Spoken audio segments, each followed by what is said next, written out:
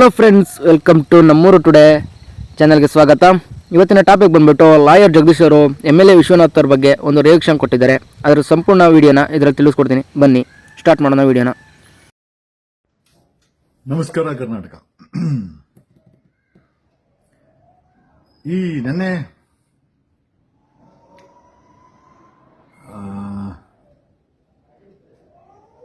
Vishwanath MLA Vishwanath ಸದನದಲ್ಲಿ ಏನು ಹೇಳಿದ್ರು ಅದನ್ನ ಅವರು ಮಾಡಿ ತೋರಿಸಿದ್ದಾರೆ. ಅವ್ರು ಹೇಳಿದ್ರು,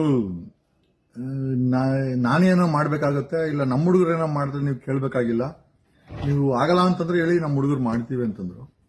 ಸೊ ನೆನೆ ಒಂದು 150 ಜನ ಕರ್ಕೊಂಬಂದು, ಒಬ್ಬ 4 ಟರ್ಮ್ MLA 150 ಜನ ಕರ್ಕೊಂಬಂದು, ಅದು ಅನಧಿಕೃತವಾಗಿ, ಕಾಮನ್ ಸೆನ್ಸ್ ಇರ್ಬೇಕಲ್ವಾ, ಪ್ರೊಟೆಸ್ಟ್ ಮಾಡೋಕ್ಕೆ ಸ್ವತಂತ್ರ ಉದ್ಯಾನವನ ಇದೆ, ಉಪ್ಪಾರಪೇಟೆ ಪೊಲಿಟೇಷನ್ ಅಲ್ಲಿ ಪರ್ಮಿಷನ್ ತಗೊಂಡು ಅಧಿಕೃತವಾಗಿ ಮಾಡ್ಕೊಳ್ಬಹುದು. ಬಟ್ ಈ ವ್ಯಕ್ತಿ ಕಾನೂನು ಮೇಲೆ ಈತನಿಗೆ ನಂಬಿಕೆ ಇಲ್ಲ.